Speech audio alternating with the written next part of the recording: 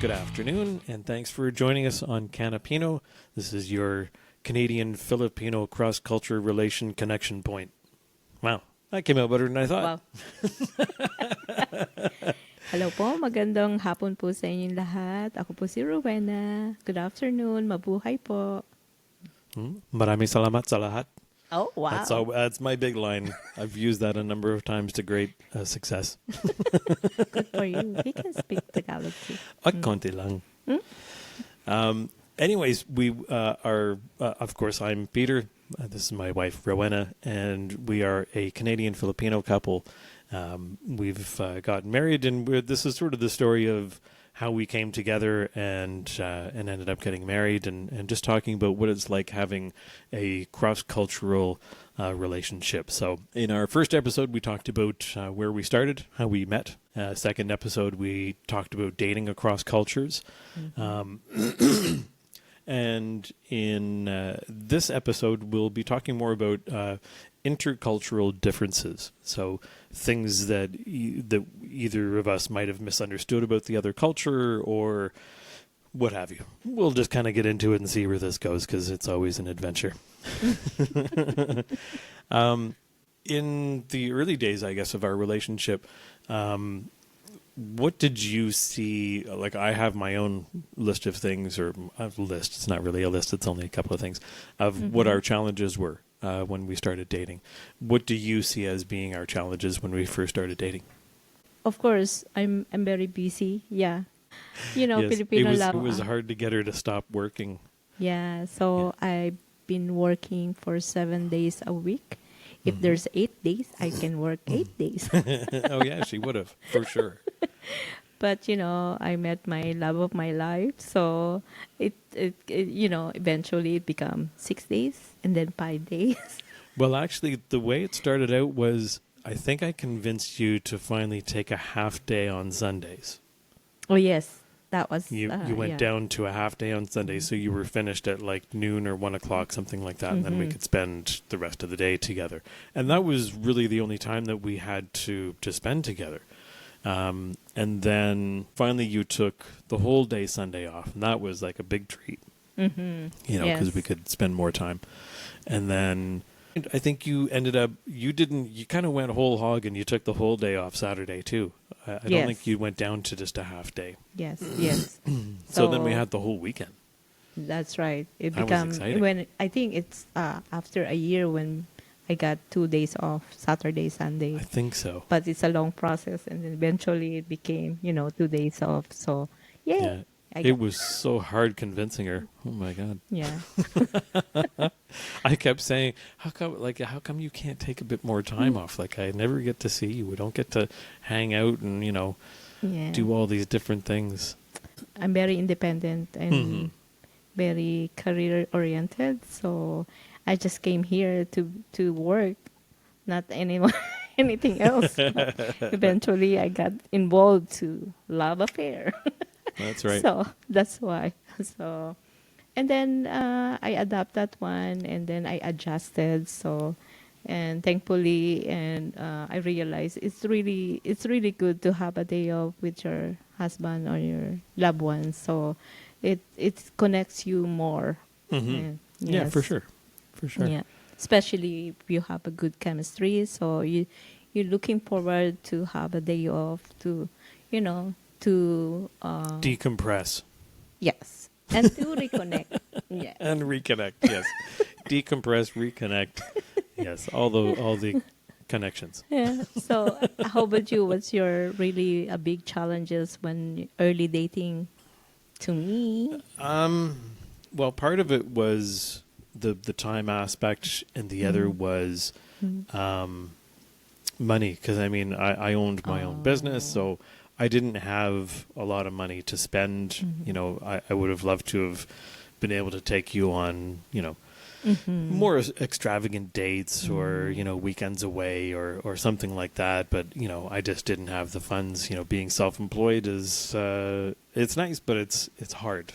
Yeah. It's a real challenge. So I know, but I didn't really see that way about you when we're first time we're dating, and then one of my friend, mentioned about. I will not say anything, but mentioned that friend that who said that to me that he's because she asked me about what is Peter's doing, and then I said he's a musician, and then she said, "Oh, musician has no, you know, has less." Musicians don't have any money. I will not say more because That's a commonly not all known musician. fact. Okay, just for Peter only. Okay. Sorry. It's a well-known fact. Musicians are broke. Okay. Mhm. Nothing to be ashamed of there. But musician wasn't my primary job though. Mm-hmm. It was I had a courier company, Yes. and that was my main source of income. Thank God, because if I was a musician, I mean, we'd be worse than broke. Mhm. And also, that's the one that I'm really worried because you're traveling a lot. That's the one that I've been always thinking. Oh, I'm worried because you're always traveling, going to a far, very far. Blue Mountain, Purple. What is that? Purple Hill. Any kind of colors is there. Blue Mountain, Purple Hill, and any orange bill. He's there. Yeah, I used to do most of Southern Ontario, Yeah. and then later I ended up doing cross-border automotive. So there was a lot. Well, I was away for the whole week basically because I would drive, out to Ottawa, then back through Toronto and down into the U.S. to go Yeah. and deliver parts. Exactly. Especially the winter is really hard, and I can't really sleep properly because I've been thinking what's happening to him, and Was there anything from a cultural standpoint that you didn't really connect with or didn't really understand? Because I know in the Philippines, and this was one of my things, is you don't have Thanksgiving and you don't have Halloween.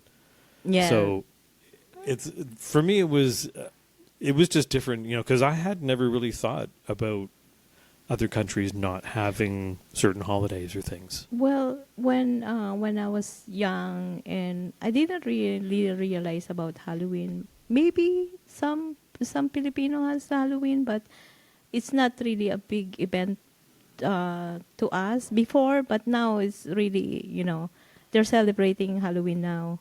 And then Thanksgiving, we don't have really Thanksgiving. We usually spend Christmas. It's more in Christmas, what Filipino, culture about Christmas is. So start- hang on a second. I'm sorry. They started having Halloween? Yeah, Gab is sometimes attending for, Halloween costumes with Really? candies, and they have basket already. And Rika, Wow. my sister, is trying to, for her youngest, baby G, to get, Halloween basket to get, one house to house, or like they're doing in the mall. So they will go to the, every outlet of the mall, and then they will ask for trick or treats. Yes.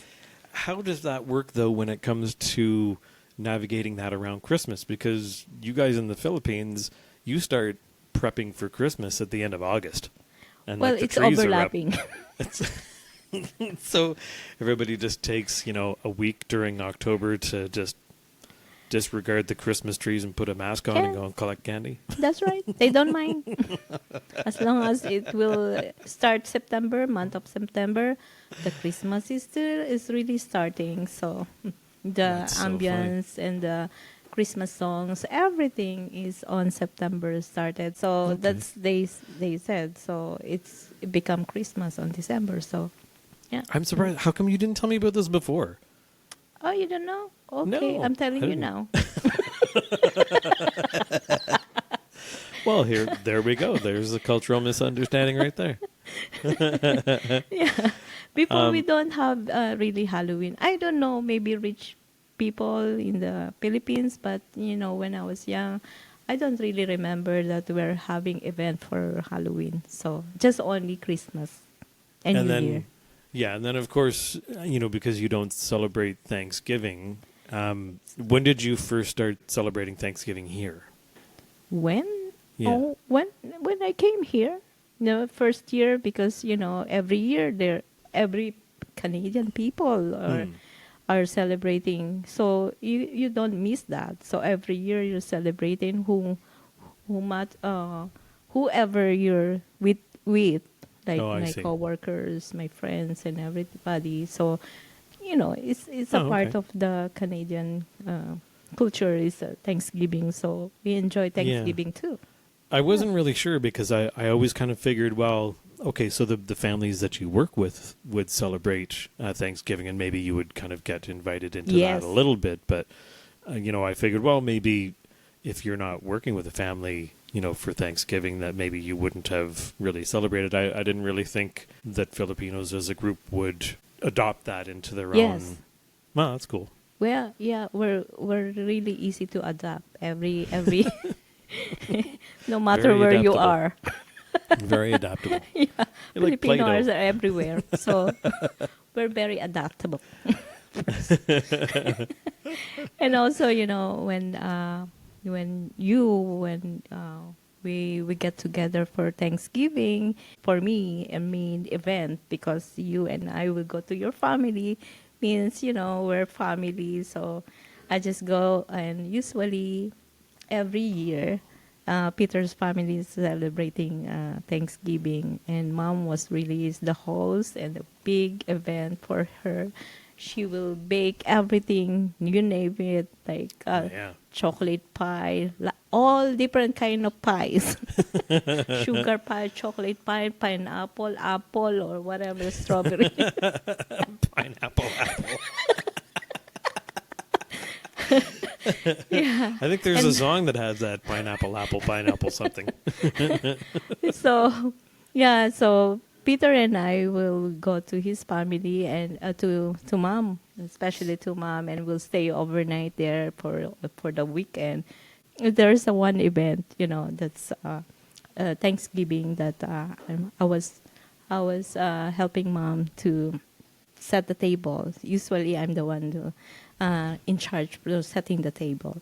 Rosie, can you get me a leaf? Oh, Get the leaf for the table. yeah, leaf for the table. Oh, I said, what is that? I didn't know that. And then that stupid leaf on the floor. I found one leaf, the green leaf. One maple leaf.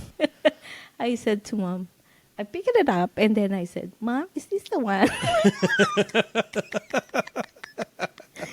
And then, Mom was saying, she was so polite and very nice. And she said, no, Rosie. And then, I ran. Okay, Mom. I ran to Peter and then I said, Sister, your mom saying about leaf. I don't know about the table. Oh, wait a minute. I will get that. Oh, we went to the cupboard. Where is that bedroom?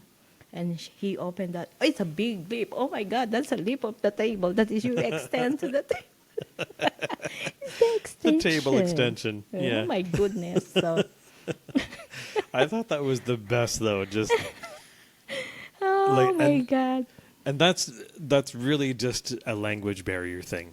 If Mom had said, "Oh, can you get the leaf for the table to make it bigger?" You might have had a little bit different thought because there was a bit more information attached to it. Yeah, that's right. But because I- she, like in English, we just say, "Oh, get the leaf for the table." Yes. I don't have any idea what about that leaf about. Then I said, that stupid leaf I found on the floor. Anyway, that's. But Oh, Mom man. was really, really very patient and very smiling, and she's so cute. You don't Oh, see man. her that she's really frustrated and angry. No, never. No, she Yeah. wasn't angry. No, she never got angry. No, no. And for you, sweetheart, what is really the struggle, the barrier about our relationship? Geez, where to start? God, so Wow, many. that's a lot. No, there wasn't really big barriers. I don't think. I mean, when I think about challenges in our relationship, it's really just centered around like Filipinos do everything together, which I think is really cool. But when you come from a culture that, like, you have times that you're all together, but then you have, a lot of time where you're just on your own, or you're just, your wife or your little family or whatever it is.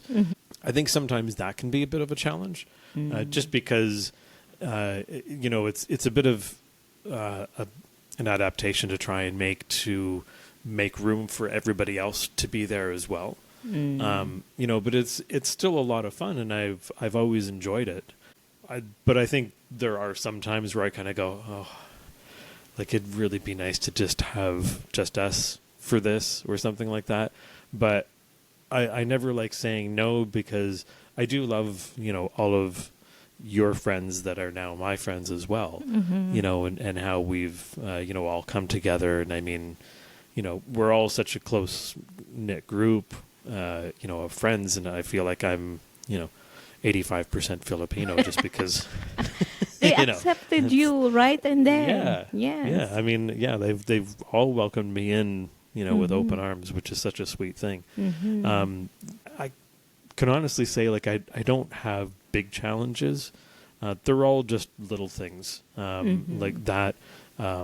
Food is a little bit of a challenge because I'm not as adventurous when it comes to food as I would kind of like to be sometimes. But you enjoy Filipino food. I do, but but not all of it. Like, there are some things that, no, that's not happening. I know. But actually, he knows how to cook his favorite adobo. Yeah, well, because that's how I got all of this. This used to be 150 pounds, and it's now 100 and, well, a little more than I'd like to say. But within 3 months, I was 180, so it kind of says something for the adobo and rice that your friends used to make me all the time. It's really good. But it's been fun to learn, how to cook those different dishes, because I like cooking, more because my mom taught me and taught all the boys in my family. But it's fun for me to learn those different things and try those different things, especially when I can make it for other Filipinos and have them enjoy it. It means a lot to me because I feel like I've kind of captured some of that, Filipino culture in the way that I cook. The good thing for Peter, for my husband, he did well. He did his best to adjust with the Filipino food. He eat rice. He learned to eat rice, and he learned to cook adobo, and he learned how to cook pancit, nilagang baka, and what else is that? Lechong kawali. Lechong kawali, yeah. Yeah, but it's funny because there are certain flavors and things in Filipino food that just don't mesh with what's going on up here for me. Like kare-kare. With the peanut butter and beef is it's no for you. I know. Yeah, it's a big miss. Peanut butter goes on toast, not on beef. But I mean, everything is what you grow up with, right? So had I grown up with that, I'm sure I'd love it. But really, I really appreciate that you learn how to eat and how to cook Filipino food. That's the one thing. Even Thumbs up for you, boodle fight. Yes. Oh, yeah.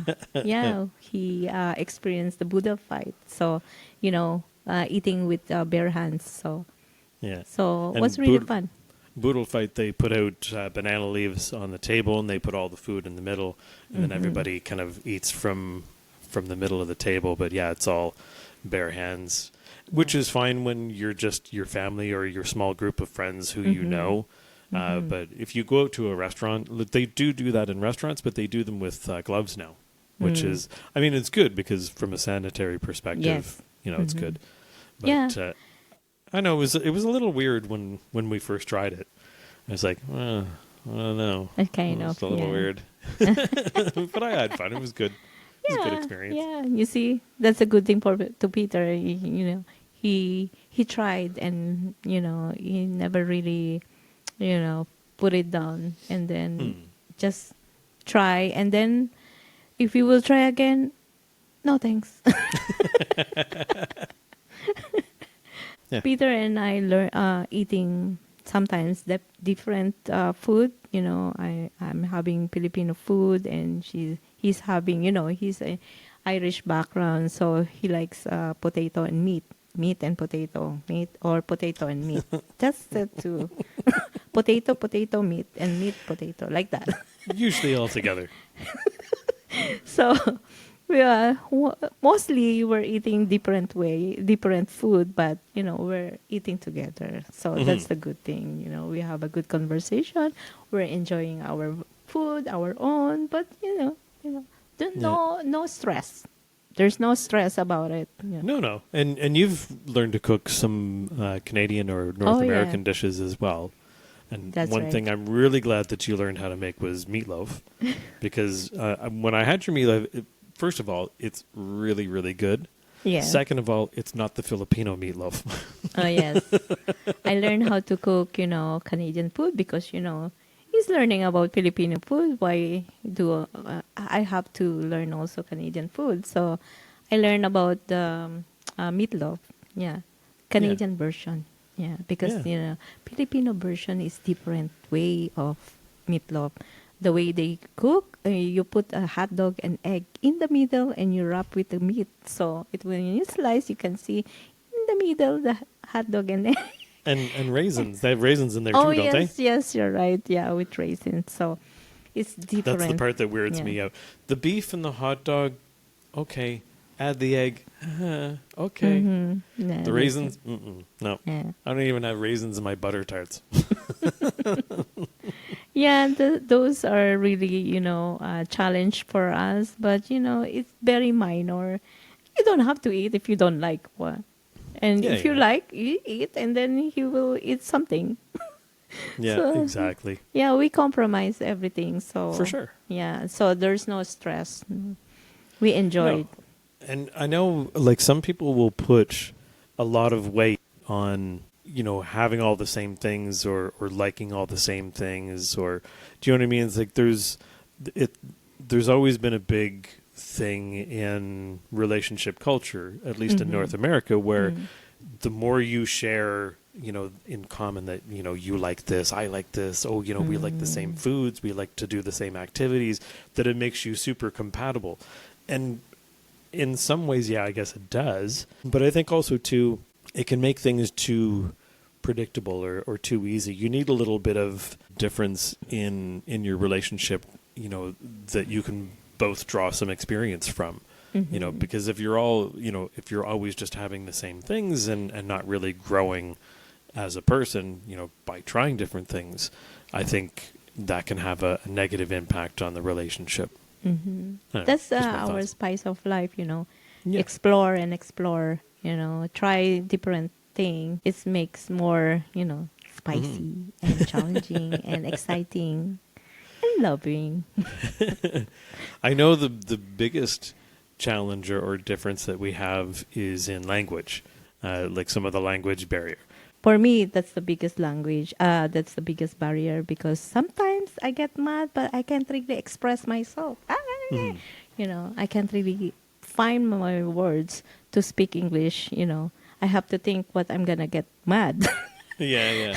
The kind of language or kind of words. So, And I know, like, for me, when there's things that you're trying to describe to me and I'm not getting it, it can be sort of frustrating because you're kind of expecting to hear certain things that will take you, down the road to understanding what it is you're talking about. And so I'm always reminding myself, like, I always try and give you as much leeway as I can to say, I get it. She's struggling with a word. I'm trying to help find that word for you, or, and I'm sure you're doing the same for me too. I know it's really hard, every time he will say something, euphemism, idiom phrases and everything, I can't really understand.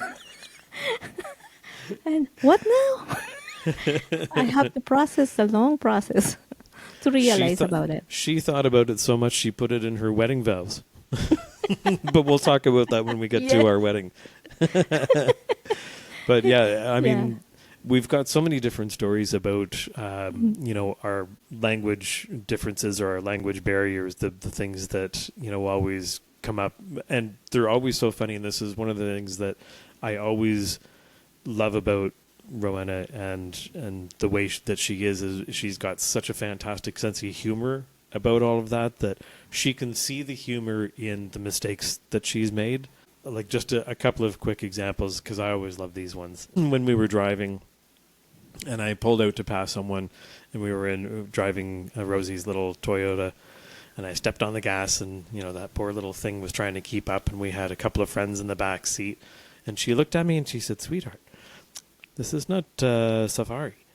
And I thought, wait a minute, safari? I'm thinking of lions and elephants, and it's a safari. And then her friend in the back seat says, she means Ferrari. Right, okay. Now that makes sense. Yeah. Sometimes my brain is upside down, so forgive me. And the other one that I always like was she came to me, and it was a very serious subject, and I felt bad that I didn't fully understand, but she says, "Oh, my cousin passed away." And I said, "Oh no, what happened?" And she said, "Carjack." Carjack arrest. I said, "Your cousin was involved in a carjacking?" Like, I didn't understand. But I didn't want to question it too much, because I thought, like, poor girl, her cousin's passed away, and I didn't understand how the carjacking had something to do with his passing. And then finally, I said, "I don't think I understand." And she said, "Carjack arrest. You have the heart. Stop." I was, "Oh, heart attack." I said, "Next time, just say a heart attack." I know, it's very bad. Yeah. No, but I get it, because it was cardiac arrest, but it's just the way that syllables work in Tagalog, which is Filipino, versus Canadian. I get it. I understand why it comes out that. It's the same thing with Canadian, is Canadian. Yeah. I know, that's right. Yeah. Sometimes you're saying English, but your pronunciation still in Tagalog. Yeah. That's the way it is. But I'm trying. Yeah. Trying to be fluent in English, and And honestly, I have the same trouble too when it comes to speaking Tagalog. Is I'm trying to say certain things in Tagalog, and there's emphatic differences, from the syllables that I'm saying sometimes, and I always try and catch myself, which is why I'm so bloody slow at saying things in Tagalog, is because I think about them over and over and over first before I say them, which can really slow a conversation down, let me tell you. Well, you're really good, sweetheart. You're really good speaking Tagalog. That's why, I really appreciate my sweetheart. He adjusted for me. Because my English is a little bit, having hard time. So I speak Tagalog now. So I don't have more struggles. So thank you, sweetheart. Yeah. No problem. And I'm going to do like George Costanza would say, and end this on a high note. I mean, I'm on a high note right now. I'm doing good with Tagalog. And we will wrap up this episode. And thank you all very much for tuning in, downloading, listening, whatever it is, however it is you get this podcast. We really appreciate it. If you want to send us an email to pass along some comments, stories, questions, concerns, shoe sizes, you can email us at canapino25@gmail.com. That's CANAPINO25@gmail.com. And we would be happy to get your notes and questions and so on. And hopefully we can say hi to you the next time we get a show together. Speaking of next show, it will be we'll be talking about family and traditions. Ooh. So that should be a fun one. We kind of touched a little bit on it with Christmas and Thanksgiving and things. Oh, yeah. But we'll get into some more detail with that next time. In the meantime, thank you so much again for listening. And we will see you again next time. Yeah, thank you so much for listening, and have a good day. And see you soon.